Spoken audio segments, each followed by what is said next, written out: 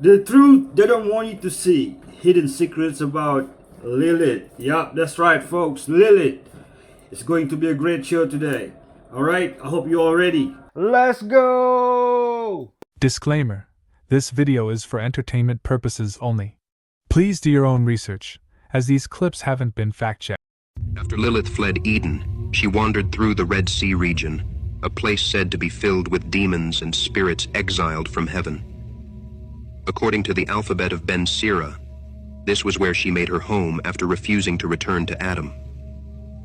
When the three angels, Sanvi, Sansavi, and Samangalaf, found her, they demanded that she come back or face punishment. Lilith refused. She told them she was created equal to Adam, from the same earth, and would not return to submission. The angels warned her that if she refused, 100 of her children would die each day. She accepted the curse, and so she remained in exile, grieving her lost children, but never returning to the garden. It's here that the Zohar and later Kabbalistic writings pick up her story. In her isolation, Lilith's anger and loneliness began to manifest as creative power. Her cries reached the ears of another outcast being, Samael, the angel of death, the one the rabbis called the venom of God. Samael heard her from the outer spheres, beyond the seventh heaven. He was drawn to her fury, recognizing in her the same energy he carried, a divine essence twisted by rebellion. Some texts describe their meeting as taking place in the void between the worlds. Others say he descended to the Red Sea itself, cloaked in black fire. When they met, their union was immediate and catastrophic. The treatise on the left emanation says that the two were like flame joining flame, their power merging into something creation itself could barely contain. Samael was called the blind serpent, and Lilith was the torturous serpent. Together, they formed the dual serpent, the mirrored counterpart to the tree of life. In one version, the cosmic being known as the blind dragon, believed to be Leviathan, officiated their union. When combined, they formed what the Kabbalists called the Qliphoth, the shells or shadow side of divine creation. From this union came their offspring, the Lilim, spirits of the night. Some were said to be succubi, others incubi, feeding on the energy of the living. Each night, Lilith conceived hundreds of these children, and each dawn, 100 were destroyed by divine command. Yet new ones were always born. The war between creation and destruction never ceased. Fearing their growing numbers, God is said to have intervened directly. Some texts claim he sent Metatron to strike Samael and render him impotent, cutting off the flow of demonic creation. Others claim Samael was castrated by decree, the heavenly equivalent of removing his creative force. Even so, the bond between Lilith and Samael could not be undone. In the Zohar, they remain united as king and queen of the infernal realm, the shadow reflection of Adam and Eve. Where Adam and Eve represent divine harmony, Samael and Lilith represent divine imbalance, the necessary chaos that mirrors order.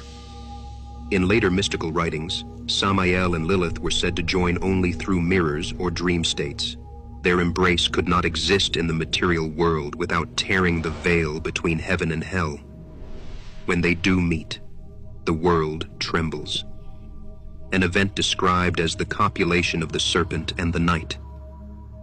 And while scripture remembers them as monsters, Kabbalah whispers a different truth, that their union is part of the divine balance itself, because without shadow, there is no light. This would make a great movie. I watch it. And by the way, you can watch the full episode on this guy YouTube channel. It's called Jason Abadi. Okay, it's right there. a jaw-dropping claim that rich foreigners paid to shoot humans in Sarajevo in the 1990s, when the city was in the middle of a violent and chaotic military blockade, has sparked an investigation by Italian prosecutors. The stunning allegations come from an Italian writer who alleged he had uncovered evidence that wealthy gun enthusiasts, dubbed sniper tourists, would pay Bosnian Serb forces for the chance to gun down residents at random during the 4-year siege of the city, The Guardian reported. Rich foreigners allegedly paid upwards of $90,000 to shoot people during human safari trips to Sarajevo in the 1990s, with an extra fee to kill children. There were Germans, French, English, people from all Western countries who paid large sums of money to be taken there to shoot civilians, said Ezio Gavazzani, the investigative writer. There were no political or religious motivations. They were rich people who went there for fun and personal satisfaction. We are talking about people who love guns, who perhaps go to shooting ranges or on safari in Africa, he said. Gavazzani claims he first read reports of the alleged tourist-led shootings in Italian media outlets in the 90s, but started digging deeper after watching a 2022 documentary about a former Serb soldier who claimed foreigners would shoot at residents from the hills in Sarajevo. He claims a key source was a former Bosnian intelligence officer. His shocking allegations have now led to a newly launched probe being led by prosecutors in Milan. The investigation is seeking to identify any Italians involved in the so-called sniper tourism. Gavazzani said he had already uncovered the identities of some of the Italians allegedly involved in the massacre, and they are expected to be questioned by prosecutors in the coming weeks. It was called Sarajevo Safari. It's been known. Okay, so this image is going viral right now. This is the Princess of Bulgaria over here, Kalina. And many people, people had ideas about, Michelle Obama. Many people wondered, just kind of, if you know what I mean. Also, Barbara Bush. You may pick up what I'm putting down here. This one also, people wonder if they're kind of installed as some form of like subconscious, subliminal manipulation, when they install these people. And of course, we can't forget Brigitte Macron. Watch how she sits down here. Many people are puzzled. It just seems odd. Just watch. That's usually how someone else sits down. So this is surfaced on Twitter, and people are wondering if the same situation is going on with the Princess of Bulgaria. My thing is this. It's all well and good to know that certain interesting things are going on with super famous people and perhaps lies and tricks and manipulations, But I will say, whether or not that is the case with some of these people, which do not wait for the mainstream to confirm this, by the way. It's just it's going to be something you're going to have to, don't hold your breath, put it that way. But my understanding is that this all has to do with the erosion of the family unit. They want to do away with father, mother, and children. That unit, that bond is so strong. When that is transposed across a community of strong fathers, strong mothers, that's a strong community, that's a strong town, that's a strong city, that's a strong country. Strong countries are hard to manipulate. And so they're attacking us from all ends here. The chemicals in the food, water, and air supply, the brainwashings and subliminal messages that they fill the media with. And then also the chemicals we're finding that affect frogs that are very unfortunate as well. Let me know your thoughts in the comments below and follow for more. She has the power of Grayskull. These kids are suing Monster Energy because they found rods of plastic floating in every single can in a 12-pack that they bought. Absolutely shocking. Look at this. Oh yeah, no, you can see it right there. Holy, there's so much plastic. Rods and rods of plastic. Every single can. Dude. Zoom. Alright, so This is second shared. period is 13. Isn't the white one coconut flavored? Honestly, ladies and gentlemen, he flew 1,200 miles with the wind in his back into the inside of this planet. Not a molten core, far from it.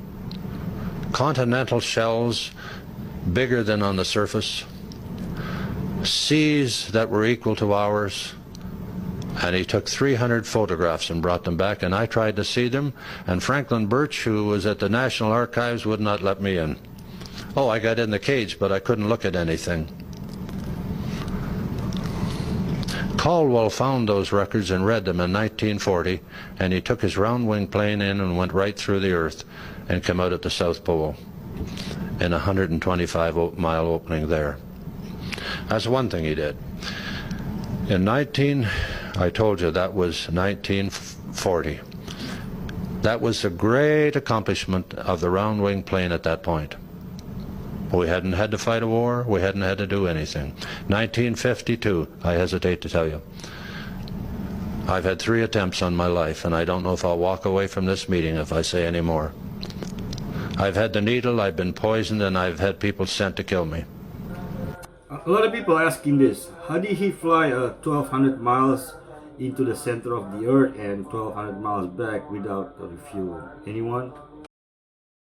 Speaking of spiritual warfare and spiritual dimensions, 2 stories about people that have taken salvia. Truly nightmare fuel. I was in this college, this guy smoked some salvia, laid back, and all of a sudden he woke up, but he was a child, and he lived his entire life. He's a child, teenager, went through everything, got married, had kids, grew old, had to bury his wife, became a grandparent, and then died of old age, basically, and then woke up at his college where he smoked salvia, and it broke his mind.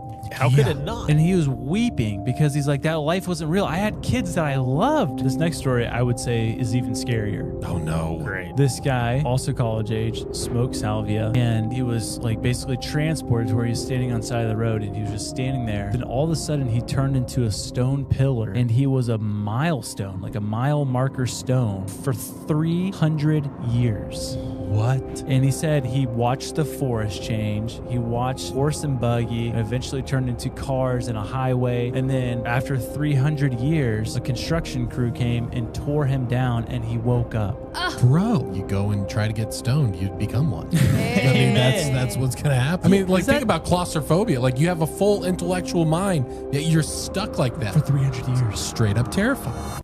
That is wild, folks. What happened to Kash Patel? Because no normal person does this at a press briefing when they know the cameras are rolling, unless they can't control themselves. This is not AI and has not been edited other than it's been zoomed in. Now, I wonder, when the FBI has been in existence for so long, do we really think this newly appointed, maybe early 40s, late 30s guy is running the show? He's the director of the FBI. Bro, this is controlled by the hidden hand and secret societies. These folks we get to see on TV are nothing more than puppets.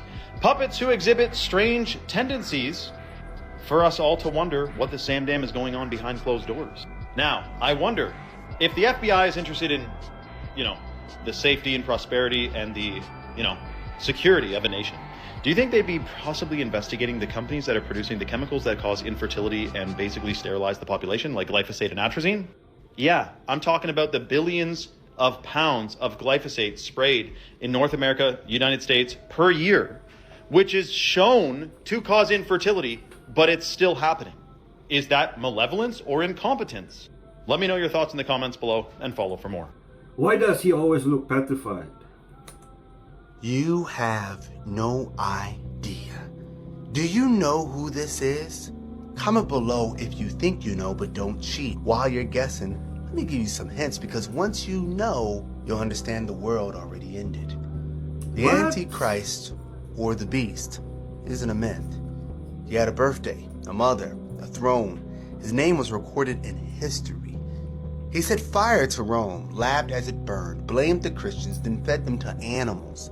Some he tied to poles and lit on fire, living torches. He declared himself a living God. He put his mark on currency, and under his rule, you couldn't buy or sell unless you bore that mark. Sound like Revelation yet? That is Nero Caesar, and when you take his name and convert it into Hebrew letters, you get this: 666. They warned you in prophecy.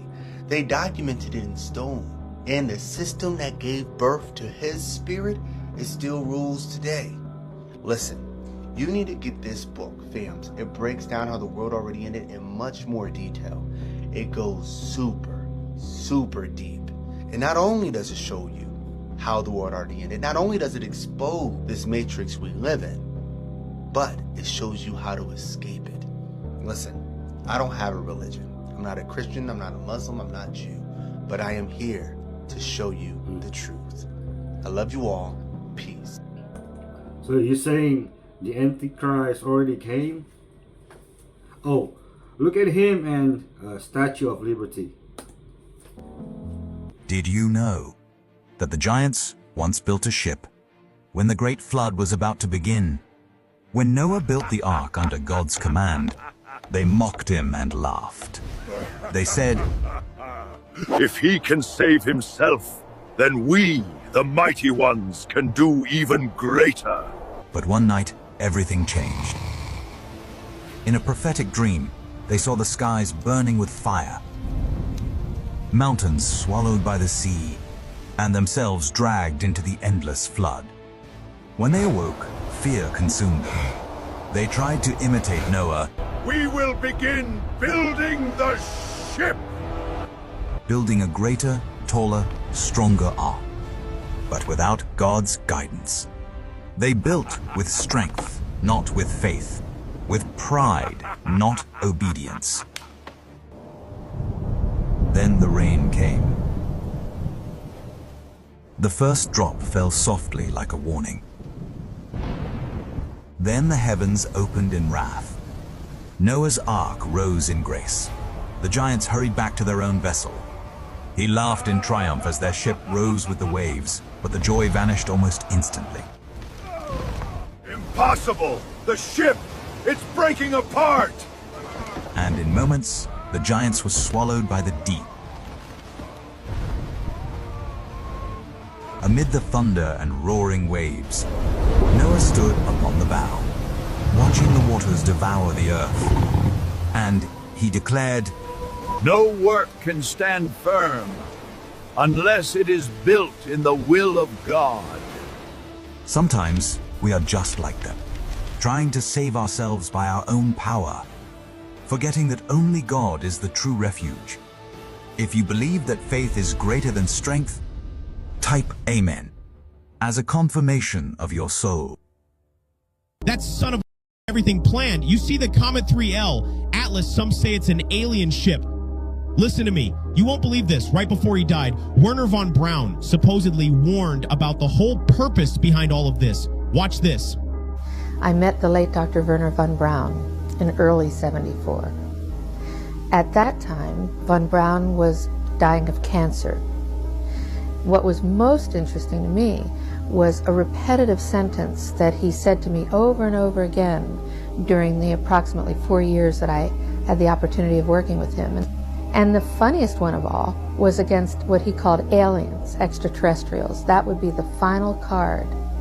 And over and over and over during the 4 years that I knew him and was giving his speeches for him, he would bring up that last card. And remember, Carol, the last card is the alien card, and all of it, he said, is a lie.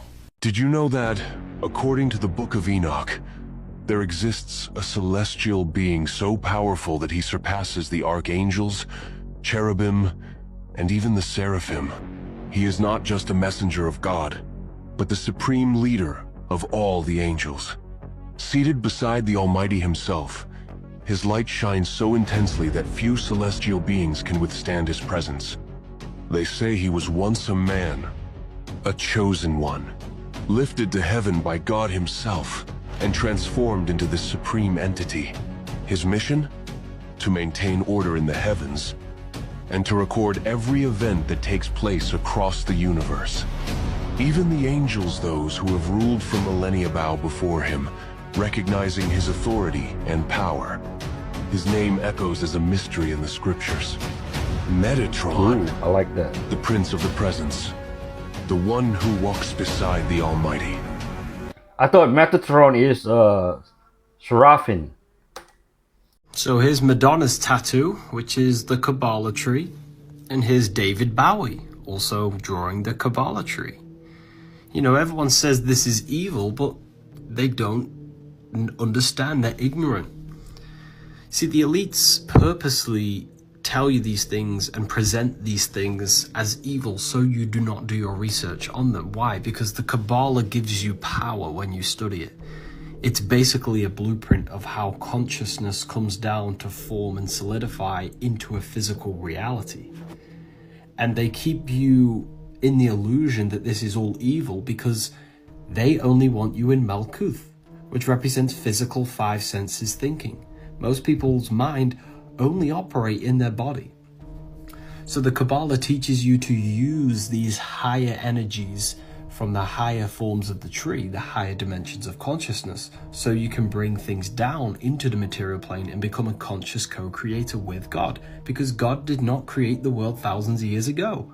That's what religion teaches you. God is creating the world in the present moment, just like you are thinking your reality and the world into existence in the present moment. That's why it's called a present. It's your gift of creation.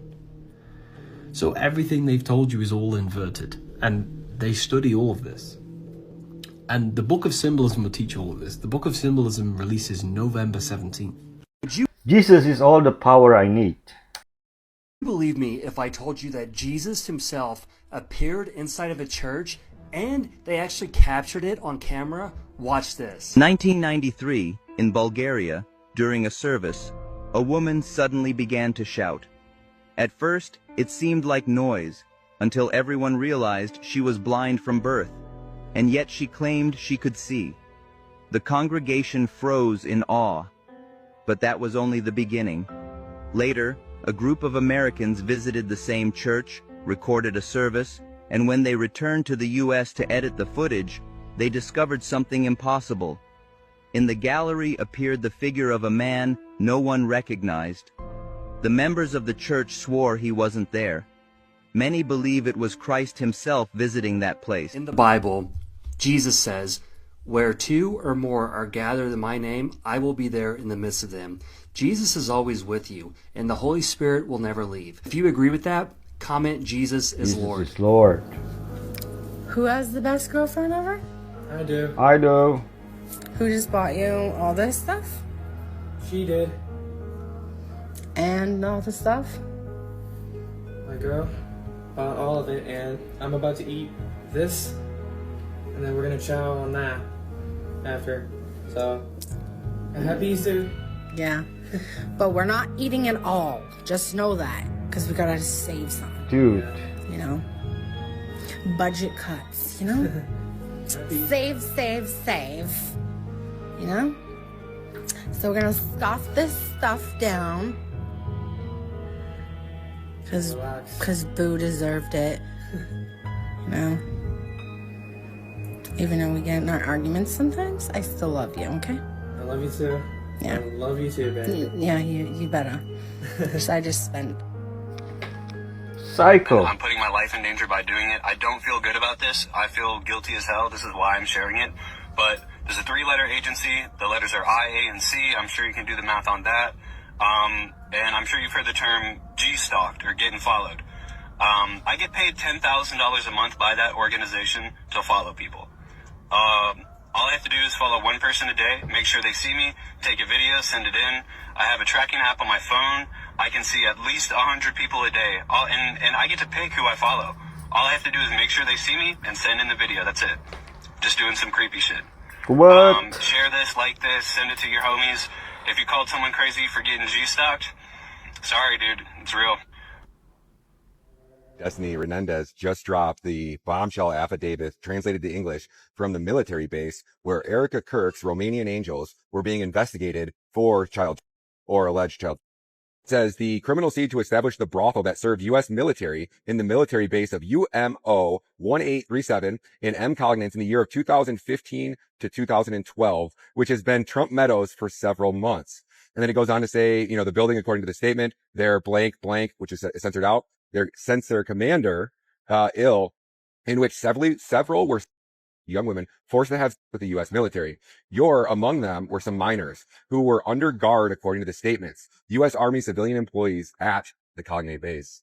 So you literally have the affidavit right here that tells you that allegedly Erica Kirk's Romanian angels organization was tied directly to a U.S. military base in Romania where they were literally children. They built a brothel where the women were kept under guard on a U.S. military base. And you know, in Romania, the only one who can charge a U.S. person is who? Oh, the United States. So when you guys wonder why the hell we give billions of dollars to these third world countries, it's most likely because the United States military is involved with running child operations around this entire effing country. You think people like Mark Meadows weren't wearing high heels and walking around the Capitol because they weren't on tape with children? Do you understand how rotten and corrupt our entire government is? CPS, our own government agency that's supposed to protect American children, is literally 480,000 children from their parents who love them. And if you don't believe me, stay tuned for my new documentary called Never in America. I had to go out of the country. I'm down here in El Salvador right now because we're getting ready to release my new film. And I can't do it in my own country because I feel like they'll kill me once I start promoting it. And we're already trending #1 on Twitter last week. So I bet Charlie start putting things together and then, you know. They told you presidents were chosen by ballot boxes and patriotic parades, but every figure who's ever sat behind the desk in the Oval Office was raised in the lodges of masonry. Not a coincidence. It's not a conspiracy theory. It's a lineage, a brotherhood of oaths, and among them, none has been more brazen, none has been more flamboyant in flashing codes than Donald Trump. He did not hide in subtle gestures alone. He brought sorcery into the center ring of politics. All of his chants, all of his slogans, all of his rallies, ritual theater disguised as campaigning. He said, "Let's make America great again," a phrase repeated like a mantra, looped endlessly, drawing billions into consent, words as incantation, using language as spell work.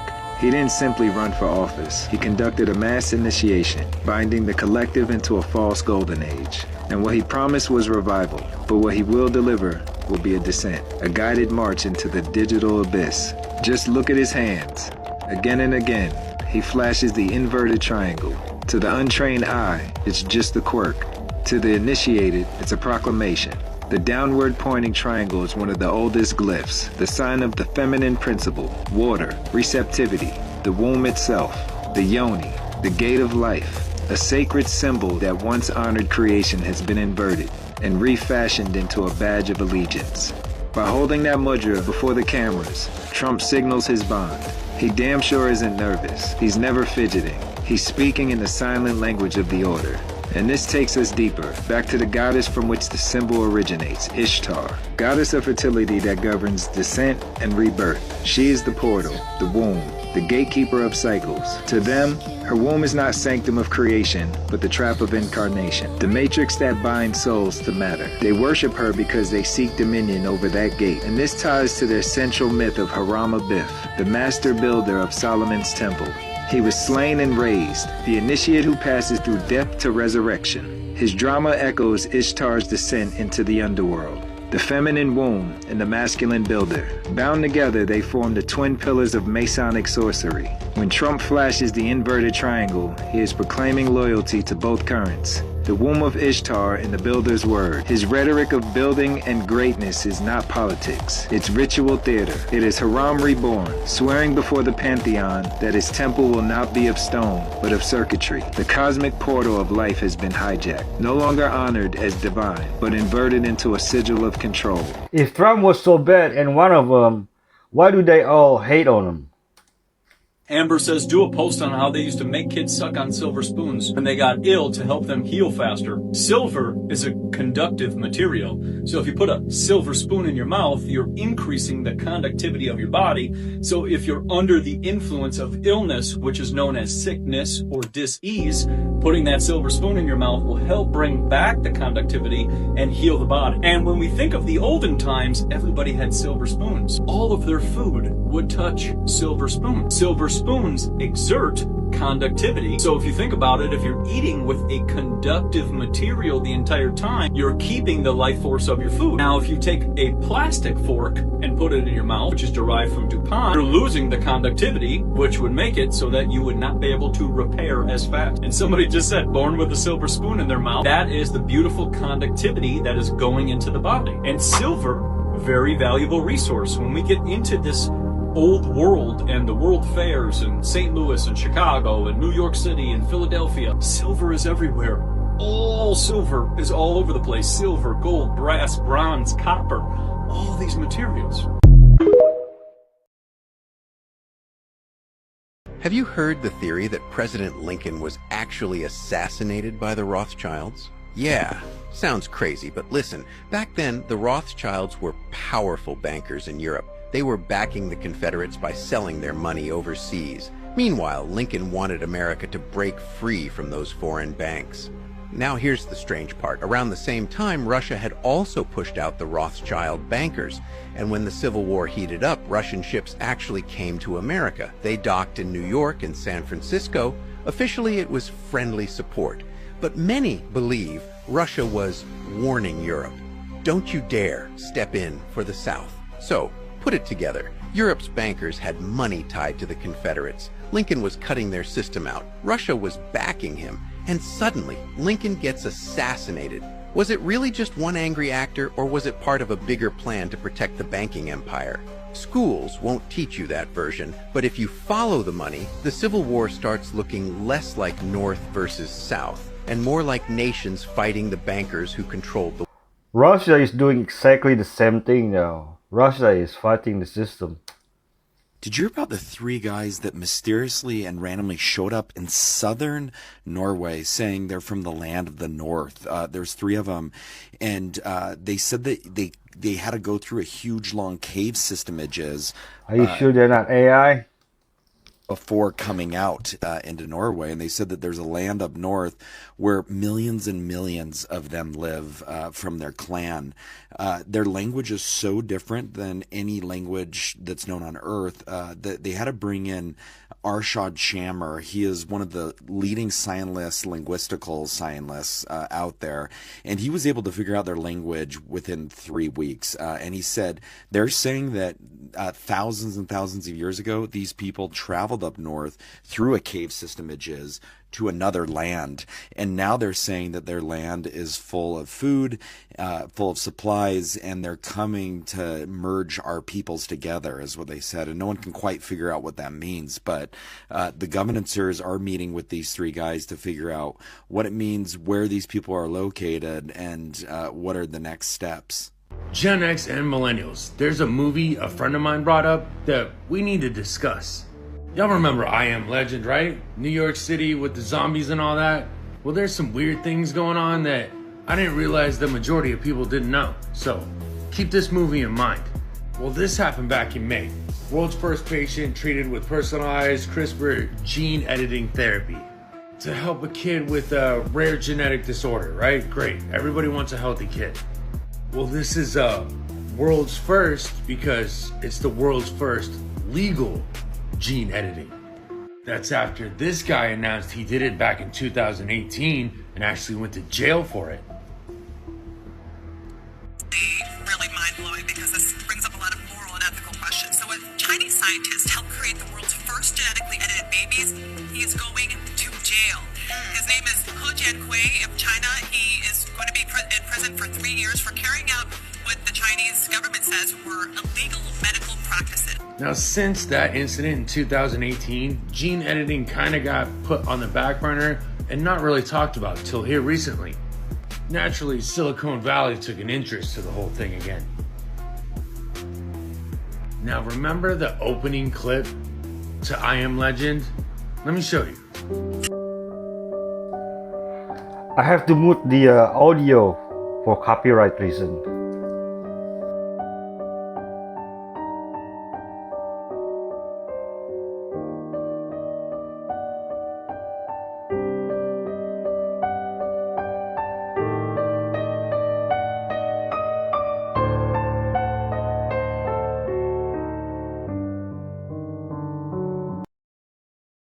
Kathy Tai, Canadian entrepreneur and bioinformatician.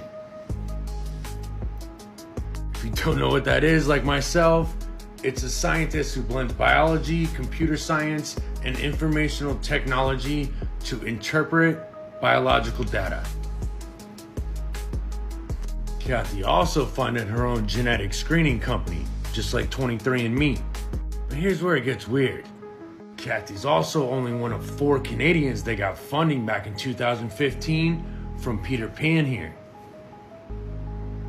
You know, this guy. But that's not the only person that you're gonna recognize. See, Kathy married the Chinese Frankenstein, the guy from the beginning of the video. Now, Kathy started her own gene editing project. And what did she call it? The Manhattan Project. We use precision gene correction to address inherited disease at its source, the embryo, before it can affect future generations. If you don't know, the Manhattan Project is what led to the creation of the atomic bomb. And for wiping out almost 250,000 people. And if that wasn't bad enough, it's intentional. We chose our name deliberately. We believe the scale of our mission to end genetic disease is just as significant as the Manhattan Project. And not only that, but they started doing these things in labs in Manhattan, which was ground zero for I Am Legend. It's like this movie is just getting ready to play out. It's just too many coincidences for me. But let me know what you think. Stay safe. You know, I just hope they're not fast zombies. Because I can't run fast. So this is the Crystal Palace of New York City and London, and it was constructed only of glass and iron. It was over 100,000 square feet. This structure was massive, and it does not exist in London or New York anymore. They actually destroyed the Crystal Palace in a fire because of what it could contain. Because all the artifacts that were contained in the Crystal Palace would blow people's minds. It contained forbidden technology, extremely rare architecture made from malachite and copper, even gold, and a lot of forbidden Tartarian technology was comprised in there as well. They even had artifacts from the pyramids on show, and all of this was destroyed in a fire. And you can see here people in front of the building on horses and how large it is. And you then have to think about the time this would take to construct. And they supposedly had this for a fair that doesn't even generate money, and it was said to be temporary. Now they even had bells and pipe organs inside the Crystal Palace that they would play. And so you then imagine that they were playing this when thousands of people were in there. It would heal them instantaneously. And when the sun would shine through the stained glass windows, that would also instantaneously heal them. So the Crystal Palace of 1851 is very interesting, and it really makes you think a little bit differently about what we've been told about our history. They were building structures like this in 1851 and then completely destroyed it and erased it from history. Oh, they thought we would never find this. I done caught their hands in the cookie jar. Do you know who this is? Knowing who this is going to change your reality. If you think you know, comment below, but don't cheat. I'm telling you, you have no idea. While you're typing below, let me give you some hints. This man is the manifestation of what people call a fallen angel or a deity. This man is a king that ruled in 700 BCE. He stole his brother's throne. Oh, y'all are not going to believe this. This is going to be so crazy. Then he stole the Babylonian throne and became the Babylonian king. This man went to Israel, and as the king of Babylon, he destroyed it. Specifically, the northern kingdom of Israel. He erased them. He decimated them so bad, they still call it the lost tribes of Israel. But he didn't just want the land. Oh no, he wanted much more than the land. He proclaimed that he wanted to be the ruler of the cosmos. He wanted to take over the universe. If you want to take over the cosmos, if you want to sit at the throne of the cosmos, then whose throne are you trying to take? After he made that proclamation, he went out to war again, but he didn't return. His body was never found. And in ancient Mesopotamian culture, that meant he was cursed to wander the earth forever. Before you understand where we're going, you have to understand what a spirit is. A spirit is an essence, a form, a collection of attributes that make something what it is. But then you have to understand what a matrix is. If you look up the etymology of a matrix, it's mater, a womb. A medium or structure in which something develops.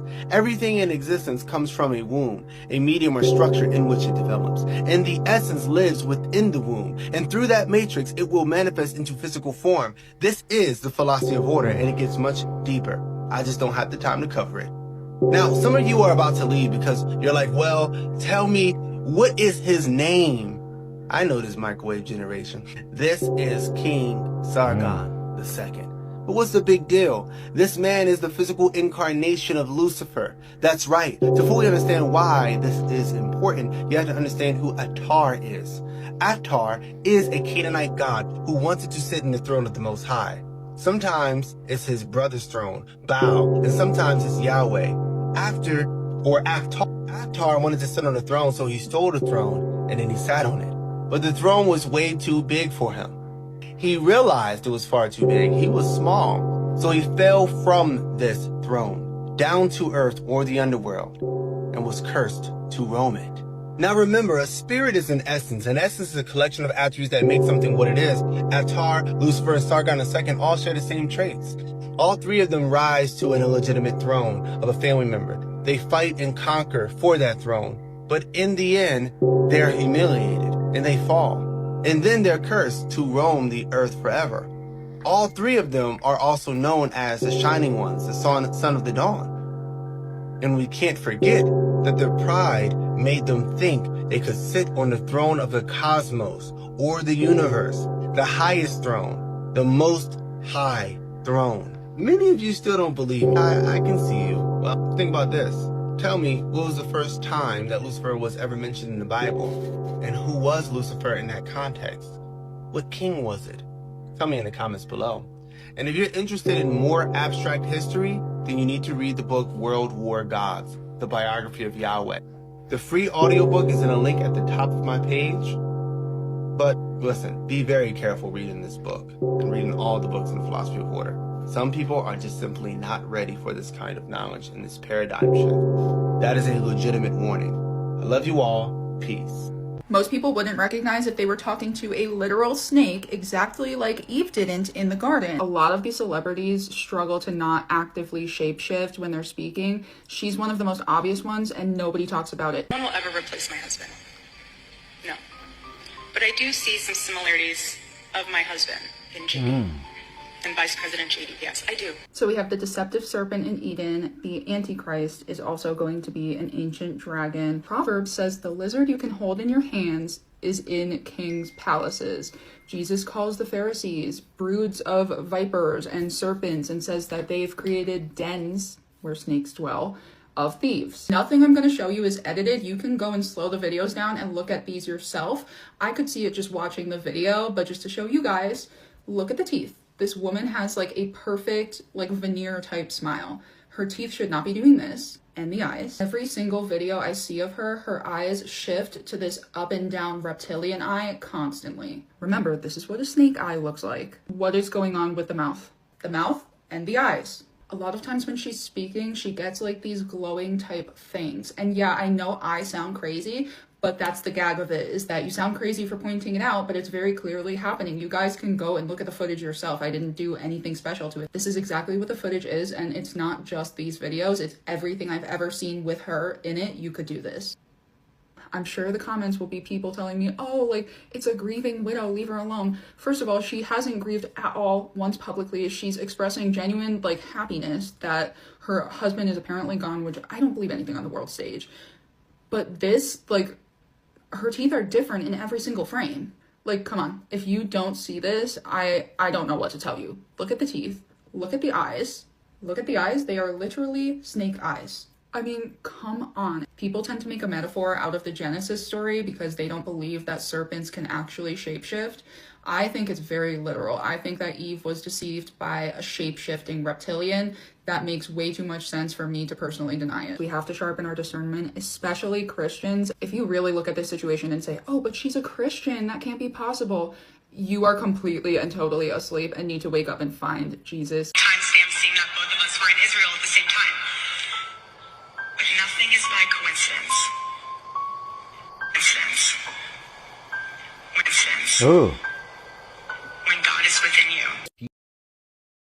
You still think the three-fingered mummies are a hoax after this, there is no saving you. This is easily one of the biggest stories of the year. This is why. There's actually 7 of these mummies, and they were found in southern Peru. The reason why these are so controversial is because they genetically have 3 fingers and 3 toes. There's enough tissue on these things to get very good samples. But in that tissue, like Sebastian here, are implants. His are made from osmium and cadmium. We only discovered those 100 years ago. They have elongated heads. Some have implants. This is really interesting because one specimen, Montserrat, was pregnant. The fetus already has an elongated head, one of 2 feti that we know of these creatures. This completely rules out head binding. You can't do that in the womb. Our fingers have very distinct patterns. Their fingers just have lines, straight lines across them. I posted this video the other day talking about these guys, and apparently I triggered a bunch of people because I said these things were real. I didn't determine this. These guys determined this. David Ruiz is the former president of forensic medicine in Peru. Dr. Jose is the head of forensics for the Mexican Navy. John McDowell is the former president of the American Academy of Forensic Sciences. Just won an award for being so good at it. Using this, they sequenced the DNA, then compared it with the known genomes in the U.S. National Library of Medicine. In Maria, 97% of those were identified, 30% matched Homo sapiens. What does that mean? Maria is likely a hybrid organism or a new species. Hoax claims are slowly getting retracted. Here's why. Well, the only reason you think that these are a hoax is because a journalist, remember the guy who was talking about UFO sightings around the Nazca lines? A guy named Manuel Caceres made wooden figurines that he glued together, dedicated to the Nazca mummies, to sell to tourists. These little trinkets, pieces of touristic art, meant to resemble the real mummies. These were confiscated at the Lima airport in 2023. This is way bigger than disproving a hoax. Ancient Andean art depicts 3-fingered beings all over the place in textiles and even carvings all the way up to Utah. Now, the burials are strange. They're in caves and open-air cemeteries, but the strangest ones by far are the chulpas. They look like grain silos, but they are completely filled, and they use megalithic masonry techniques, the same that we see in ancient Egypt, like in the Osirian. But the link goes deeper. There's strong evidence for elongated heads in Egypt as well as Peru. And even though there's a shared iconography between pretty much every ancient culture, the one between the Peruvians and the Egyptians is very strong. These guys may try and deceive you by pushing a hoax for some reason, but I'm not going to add to that garbage. All my research has sources cited at the bottom of the page. And Jesse Michaels actually went there and did some phenomenal research. You have to check out this video. It's an hour-and-a-half long. I linked it on my YouTube page if you want to go find that.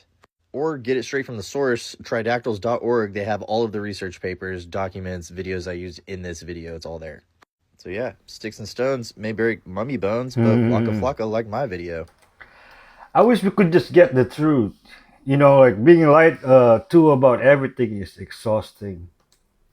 So if we look at the mass size of these books in the 1800s, it doesn't make any sense why they were this big. These books were bigger than humans, and they were finding them all over the world. And so you then think about the buildings that were made, and we talk about how specifically designed they were made and articulately made, like the pyramids. These books were written by giants, and what you'll find is a lot of these books are written in an ancient language, and that was the Tartarian language. And in some of these books they couldn't actually understand what they were about, but there was one giveaway. There was maps, and Tartaria was found in the maps. So then you start to put the pieces of the jigsaw together. These mass technologically advanced buildings produced in the 1800s, supposedly with a chisel and hammer, by people on horse and carriage? Or is it the fact that there was an ancient civilization relating to Tartaria and giant people who actually harnessed the ability of frequency, just like Nikola Tesla referred to? And they actually got rid of them because energy was free and everybody was healthy. And so then they would not be able to profit off of that. These books are probably hidden in the Vatican basement. The ancient Hebrews, who rejected these cults, could never fully erase their imagery.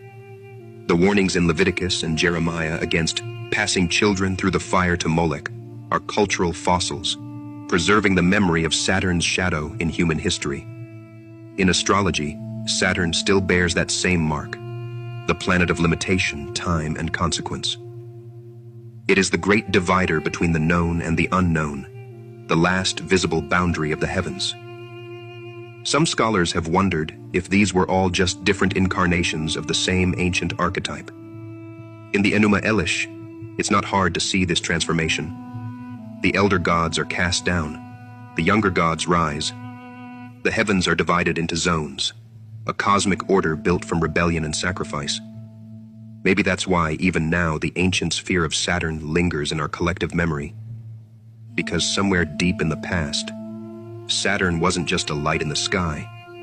It was the symbol of a god who once ruled the world.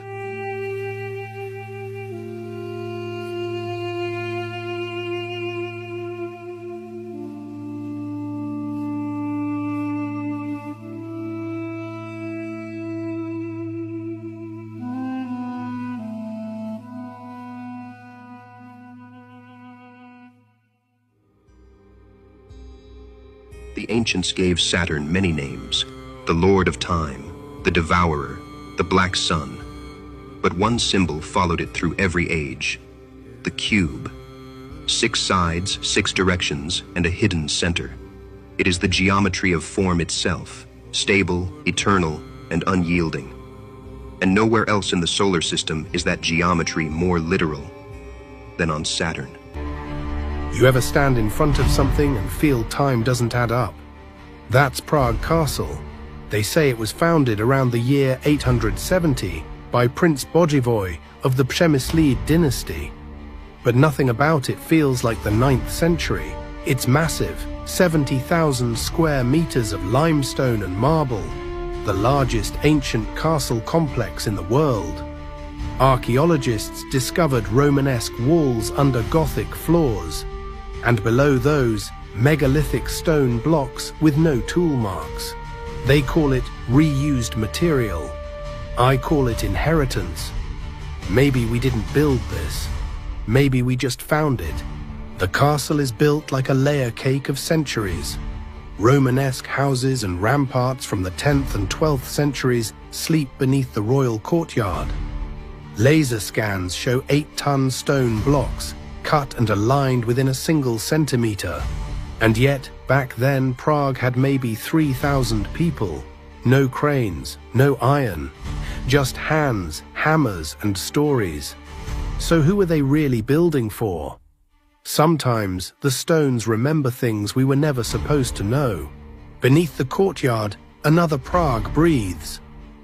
Arched limestone tunnels twist below the old royal palace and connect to St. George's Basilica and St. Vitus Cathedral. Some sealed, some collapsed, some leading far deeper than any wine cellar should. Below the cathedral lies the royal crypt, home to Bohemian kings and St. Wenceslas. It's closed to the public. No tours, no cameras. They say it's for preservation, but maybe what's really being preserved is a story we were never meant to see. Meet Elizabeth Christ Trump. She is the matriarch of the Trump dynasty. Before there were towers in Manhattan, before the Trump name became a global headline, there was one woman, a Bavarian-born matriarch whose quiet determination built the foundation of an empire, Elizabeth Christ Trump. Elizabeth Christ was born on October 10, 1880, in Karlstadt, a small wine village in the Kingdom of Bavaria. Her father, Philip Christ, worked as a tinker and vineyard caretaker. Her mother, Anna Maria, kept the home running. Across the street lived the Trump family, including a young man who had already left for America to seek his fortune.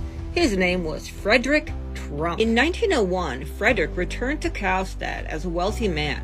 Despite some family objections, he fell for Elizabeth.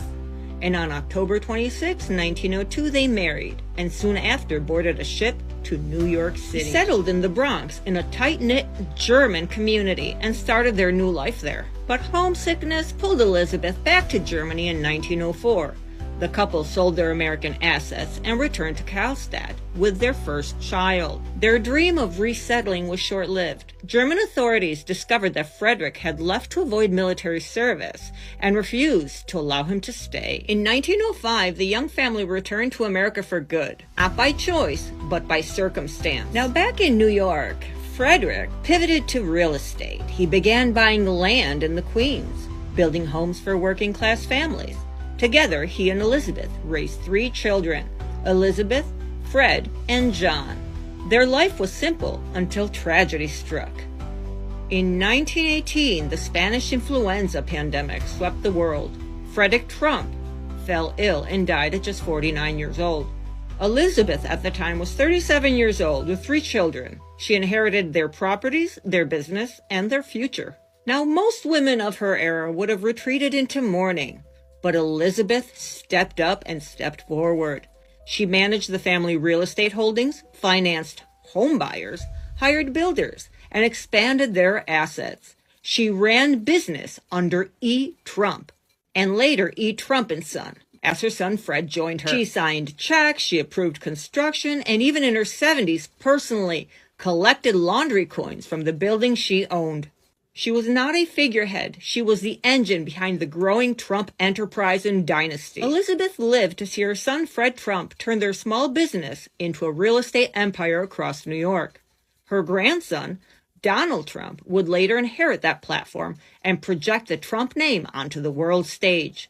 But he never would have done so without Elizabeth. Elizabeth died on June 6, 1966, at the age of 85. So the date she passed away was 6/6/66. Oh, wow. She rests in Queen, the city where her legacy took root.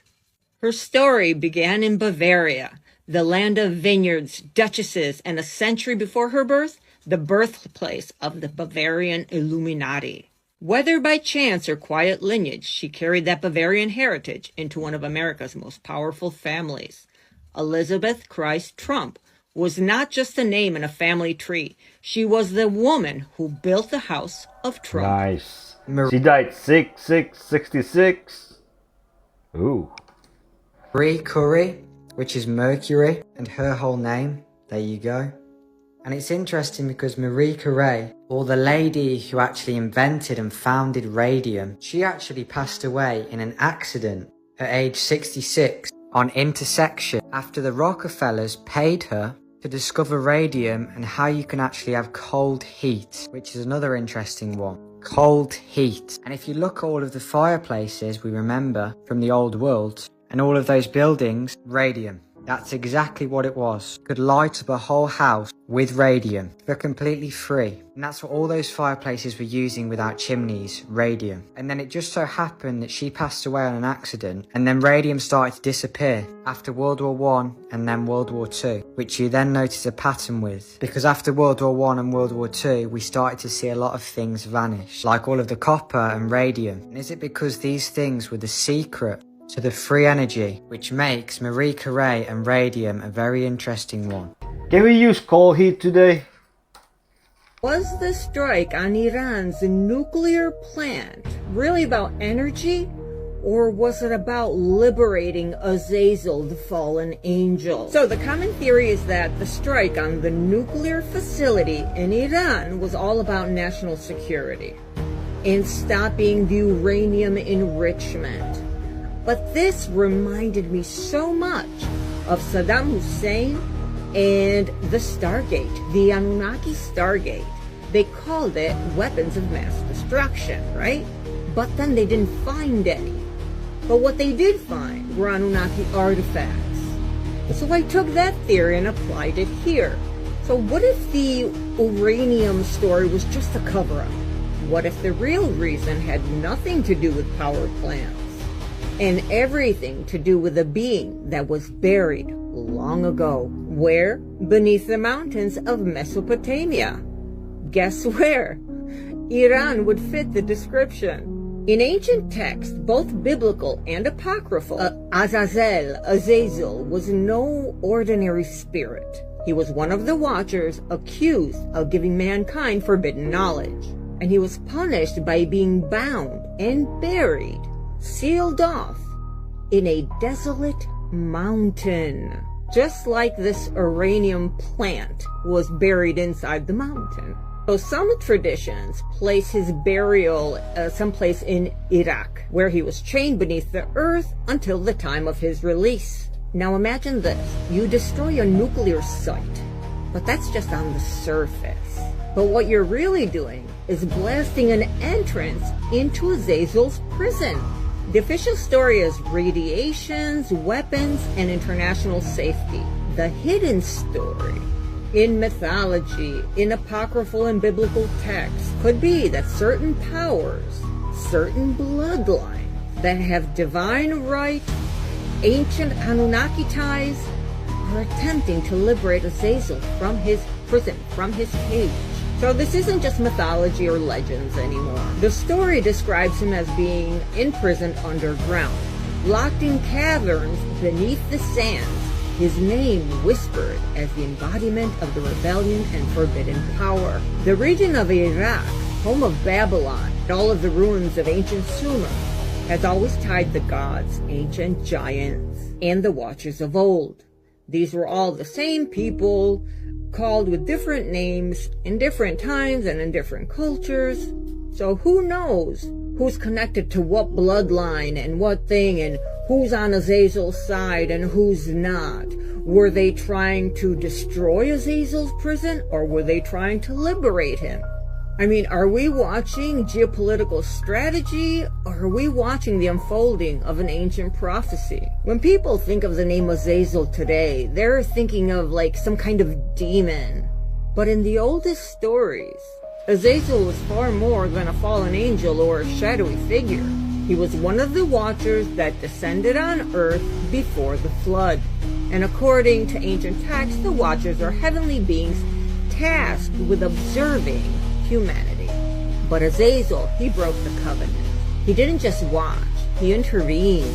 It is said that he taught mankind metallurgy, weapon crafting, cosmetics, enchantments, the forbidden knowledge that accelerated civilization, but also led to war and corruption. And because of this, Azazel is often portrayed as the archetype of rebellion. But he's also the bringer of hidden science, very much like Prometheus and or Enki in the Sumerian history. And his punishment for such transgression was very severe.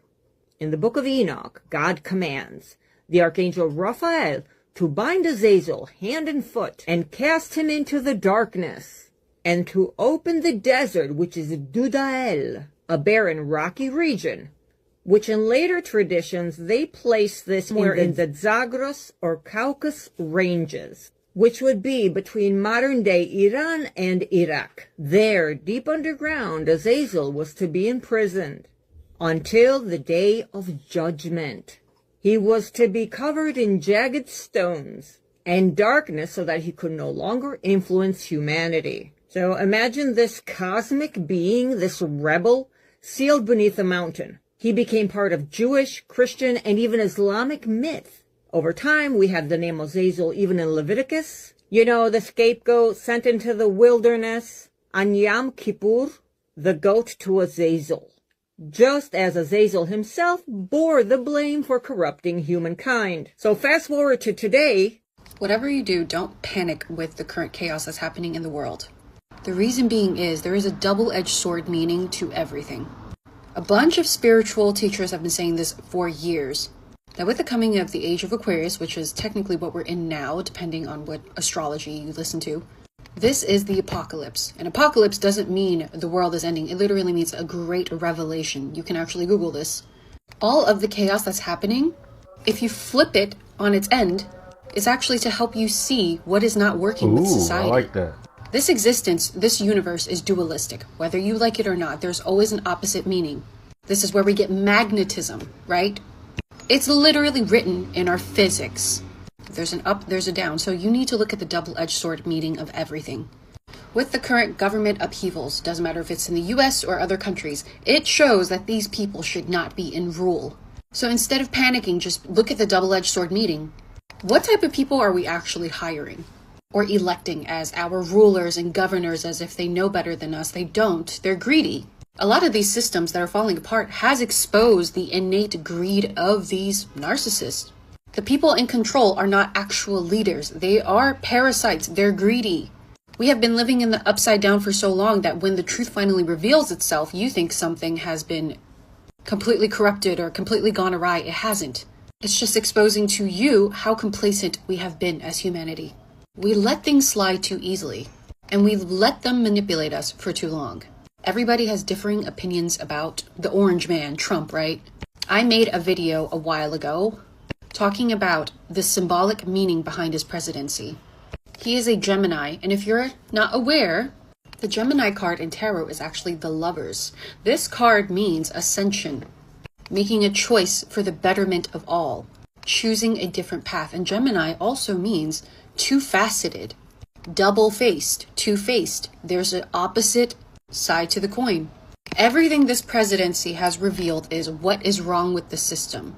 You can blame him, you can blame whoever, but truthfully, it's a double-edged sword because it shows you exactly what we need to change. This presidency has shown us exactly what happens if you over-rely on the government too much. If you trust the government too much, because they can take it away from you like that. It has shown how we need to be more independent, we need to be more collected as a country. So many people have been saying this for a very long time. Trump is the disruptor. He's supposed to bring disruption, which I agree, I see the symbolism. So the collective can choose a different path for themselves, because for so long now, we've just been going with the flow. The government said this, the government said that. This politician that I idolize, even though you shouldn't idolize anybody, said I should do this. What happened to the collective good of all instead of just following somebody? The Freemasons have a saying, order out of chaos. Now there's a deeper meaning to that. And I think it also means there's a double-edged sword, there's a double meaning to everything. If you create the chaos, you can create the order. But in doing so, people will also wake up to the fact that all of this was manufactured. If you want to look at it from a religious or spiritual perspective, they say the devil is a deceiver, right? The devil is in the details, the devil is a lie. So you really want to hone into the bigger picture. What is this revealing for me? Instead of going into an upright panic, how can we change society? You are 100% accurate. People too lazy to think, act and care for themselves. So in the 1800s, the Russians actually came across something called shungite, and it's actually one of the rarest rocks in the world. They would use it to purify their water, which they would drink just like copper water as well. They even made spas out of shungite, where it would filter all of the water. But they also found out shungite can block out radio frequencies like EMFs, and these are emitted by the cell phone towers we see everywhere. And what they were finding was people who had loads of shungite in their house had worse Wi-Fi connections because the shungite was blocking out the electromagnetic waves. So all of the people in Russia would put loads of shungite and copper in their houses even today. But in America and the UK, this was outruled. And we hear that copper and shungite is dangerous because they know that it blocks out radio frequencies and they both can purify water. But everything is a profit nowadays, so they decided to ban shungite because just like lead paint, it was protecting people from electromagnetic waves. Okay, I think I'm getting so close to finding the home of the real elites, the ones who really rule this world. Not the politicians, not the billionaires, but the ones that are above them. And honestly, it all starts with the number 200. Okay, stick with me because this honestly gets quite deep. In the book of Enoch, which they removed from the Bible, it says there was 200 fallen angels that descended from heaven, followed Satan, and they were called the Watchers. They came to earth, they took humans as wives, they taught forbidden knowledge, and they corrupted mankind. 200 beings who fell to earth, each spreading their influence across the world. Now, check this out. There is said to be around 195 to 200 countries on Earth. Even the United Nations can't give you an exact number. They admit that it's uncertain. So imagine this. 200 fallen angels, 200 nations. One angel, one nation. One ruler behind each kingdom of man. Well, you know, if those 200 fallen angels really fell to Earth, wouldn't they leave a mark? Well, guess how many major impact craters we have found on this planet? That is right, you guessed it. There is about 190 to 200.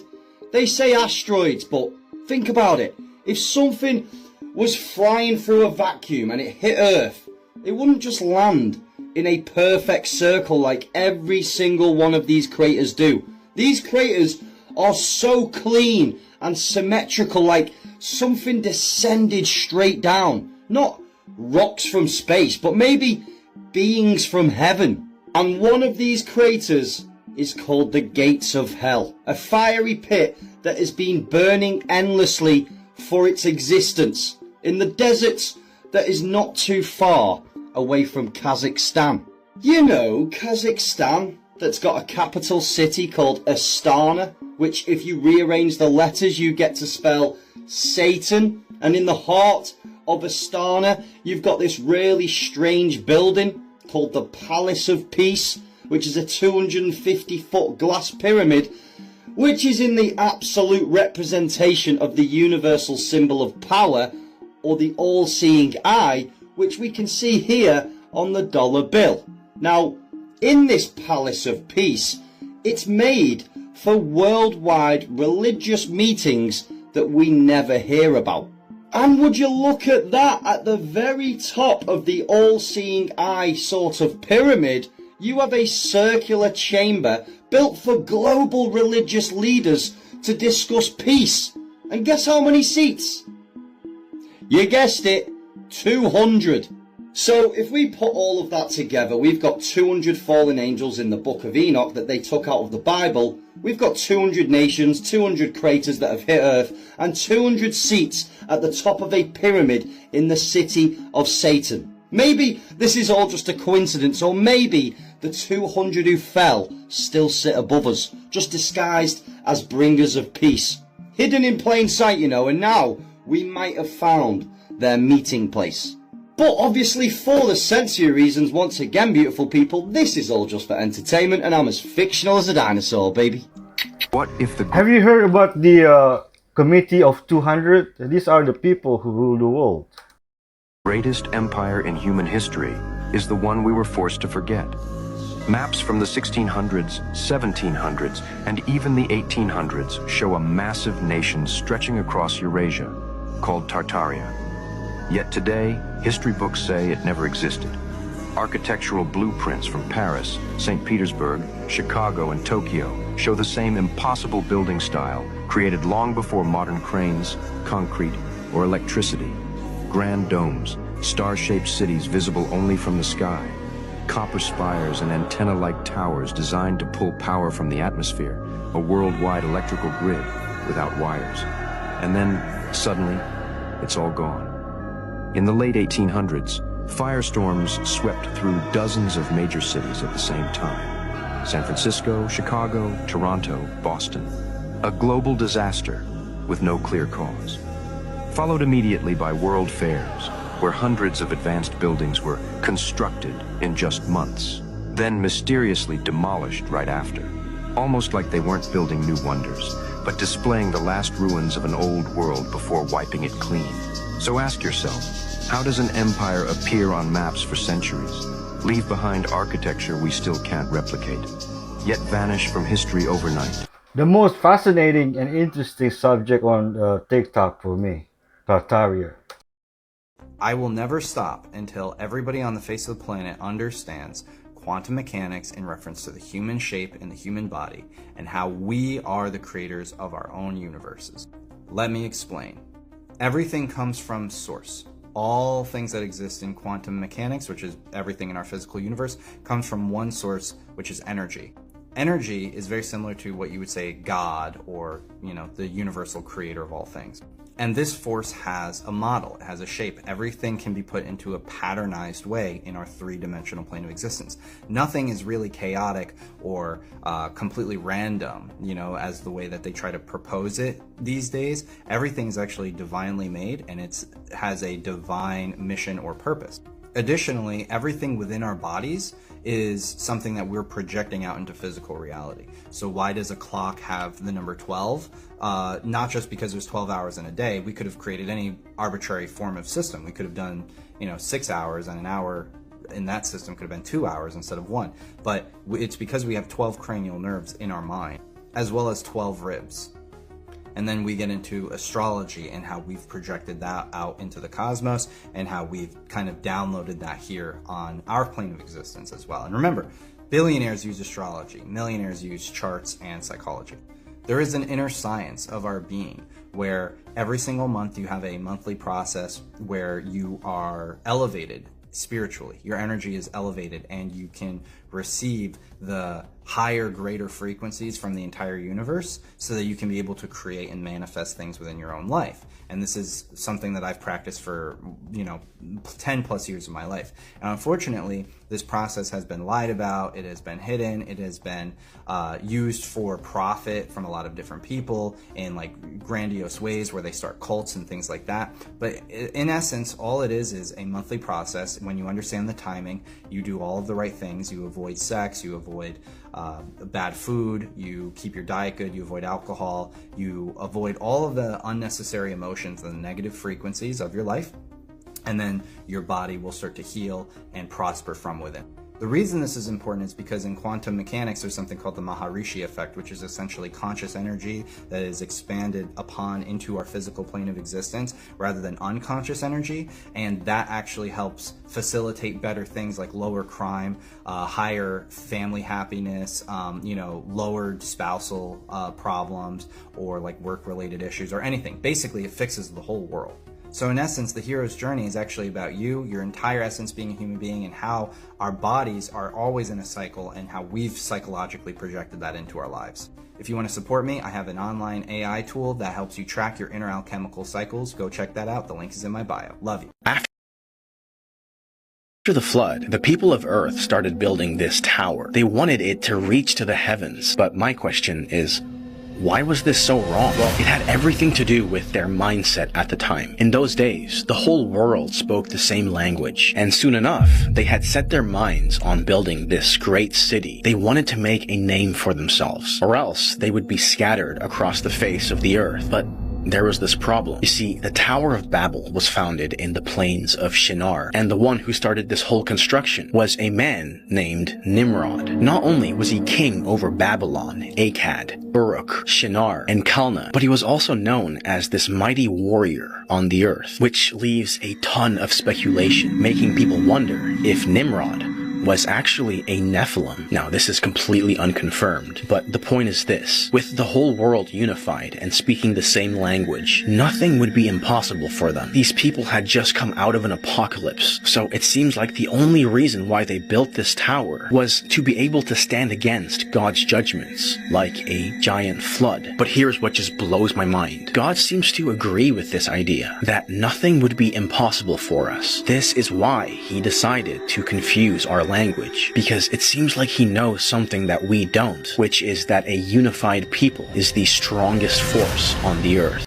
They wanted to wage war with God for their forefathers, the Nephilim. I work for the U.S. government. I'm what they call a ghost, or a spook, whatever you want to call me. I've been a part of PSYOPs. I even created a PSYOP. Except my PSYOP backfired. See, I sold them out. When I told you about the bodies not being in the graves, amongst other things. If you hit that follow button, I will give you some knowledge that'll connect the dots to what you've been missing in this world. I know by doing that, I'm putting my life on the line. But the life I'm living now is no life anyway. You can't get away from these people. But I can tell you how to beat them. Have a good one. What if Israel has King Solomon's ring, the one that he was able to command demons with it? They say Solomon was the wisest man to ever live, but sometimes wisdom often walks hand in hand with darkness. Solomon's temple shined under the sun. It glimmered in gold. Yet not many know who the true builders were of the temple of God. Who are these workers? They were none other than the 72 spirits that Solomon bound with his ring. According to the Testament of Solomon, Solomon possessed a ring given to him by God with this sigil, the symbol of the pentacle, with which he was able to command and dominate demons. So one by one, Solomon bound these 72 spirits that were tormenting mankind. He forced them to reveal their names, their symbols, their weaknesses, but most of all, by which angel or archangel were they tormented by? Because with this knowledge, he was able to bind them. They begged for mercy, but Solomon's ring compelled the demons to obey him. Under Solomon's command, they carried the stones, they wove the hemp, carved the pillars, and literally built the great temple of God.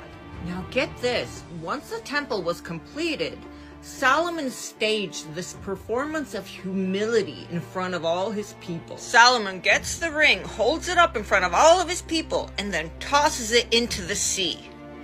But what if the sea that they're talking about in the story isn't the ocean? It's something else. And the ring was never lost. How can you toss that kind of power into the sea? Especially if you're going to be afraid that somebody else could find it and use it for nefarious reasons, right? So this is how the story goes. But what if I told you that the sea he was talking about wasn't the ocean? It was the molten sea, the great bronze basin that stands in the gardens of the temple, of the courtyard at the temple. So instead of this ring being lost forever, he most probably would have sealed it within the temple itself. Why give away all that power? So hidden between these brass vessels are these imprisoned demons. Now imagine that hypothetically, someone found that ring, maybe by accident, maybe by intent. Nevertheless, hidden between the ruins of the first temple, Israel's most secret excavation unearthed an artifact pulsing with ancient energy, the same seal that once commanded the legions of the underworld. So if Solomon's ring indeed has resurfaced, then the same forces that built God's temple might still serve the descendants of the kingdom, of the king, of whoever found Solomon's ring. And now these demons obey whoever wears this ring. And maybe perhaps this is why Jerusalem remains in the center of the world. Not because of religion, but because this ring still exists and has such powers. How else would you explain this tiny state that is able to almost command the rest of the world? Or how do you explain that such a small state has all this power over the rest of the world? So one would theorize, they're demonic. They use powers of demons. But what if they're not demonic and they can just control the demons? And therefore, how can one defeat a legion of servient demons? God's temple in Jerusalem, which is the holiest site on earth, was literally built by demons. What? The Lord of the Rings. Just saying. The average World Fair had a Ferris wheel. That Ferris wheel is 50 tons, and this is in the late 1800s. And each little box that's going round can hold up to 60 to 100 people. And if you look, there's about 30 on the wheel, and it actually took 10 minutes for the wheel to go round. And so you have to think of the energy that would be required for technology like this in 1893. And if you look at all of these World Fairs that happened in the late 1800s, they are all outfitted with many light bulbs. Thousands of them. And then you start to question, well, how was there this many light bulbs in 1893 for one fair? And they had all of this electricity as well, so you start to question that in the 1800s. And then you start to realise that all of this stuff has already been here. All of these things being put on for show. What I would also notice when I looked farther back into the 1700s and the early 1800s, they were showing people all of this exotic jewellery from Russia. All of these other countries as well, which is mind-blowing to look back then, made from pure gold, silver, and all these rare stones. And the average person had all of this jewellery. And that's when I started to realise all of these things show have already been here, they've just been stolen. And now they've hidden the technology from us. As I started to go back into the 1920s and then into the 1900s, I then got to the Rockefellers owning the educational system. So I started going, okay, well, our educational system's been owned since 1902 with the General Education Board. And for the last 120 years, I'm learning from the Rockefellers, who were the biggest oil owners in the world. And then I started researching into Eustace Mullins' work, which then led me down to JP Morgan and the Peabodys, owning the education system in 1885. And it's interesting because around that time, they actually debunked the ether, which is a very fun topic, after they got control of the schooling system, and they then erased the ether.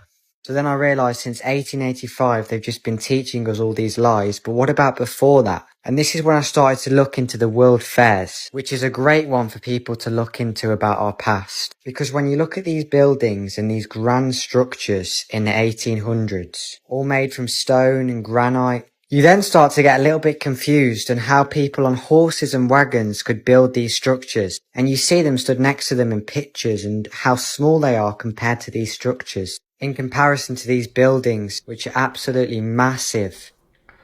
They said World War One and Two destroyed the old world buildings. This breathtaking palace was, according to the official narrative, built for the Panama Pacific International Exposition of 1915, which was a celebration of the completion of the Panama Canal. This palace was part of 635 acres, built in only 4 years, that drew more than 19 million visitors in 1915.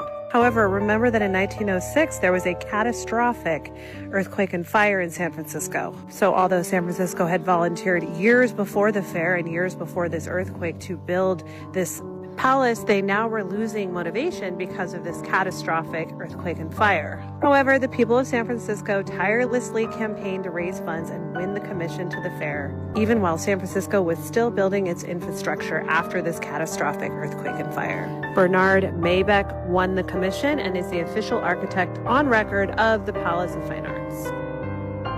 This palace was built in 2 short years and in fact was demolished to its foundations in the 1960s so that they could completely refurbish the palace as it fell into ruins from the time of the fair until the 1960s. So what you are looking at now, according to the official narrative, was completely built from the ground up in the 1960s. This does not look like it was made with hammer and chisel at the turn of the century. This building, however, looks much more modern. But when you compare it next to this neoclassical Grecian monument, you can tell what was made by modern hands in the modern age and what actually was remnants of a lost civilization, something we don't quite understand. And it seems like the official narrative is trying to distract us from where this amazing architecture actually was derived from. When people were walking through this monument, it was absolutely silent because people had reverence for this structure, and it just does not seem to me like something that was built by people in 2 years. This building, 2 years, I can accept that. But the one neighboring it, I'm sorry, no. This was not built in 2 years with hammer and chisel.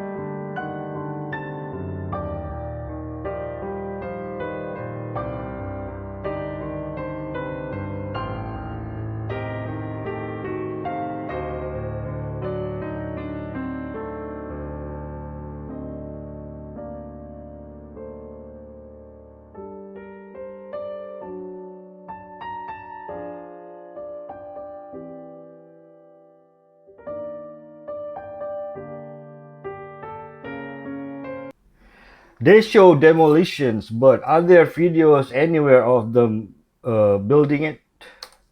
Jamie, pull up an image of it. It's very strange. There's images of the Buddha, like the original Buddha that was like starved to death. They made statues of the Buddha where he was like basically a skeleton. They're weird statues. Oh, shit. Look at his guts. That's look like something out of Indiana Jones. The 6-year period of renunciation that the Buddha practiced from age 20 to 36, approximately 446 to 440 BC, based on traditional Indian belief in self-mortification before he realized the futility of extreme asceticism and renounced it when he was on the verge of dying. Holy. Wow. Probably some guy decided to go all yoga with no food and they decided to worship him.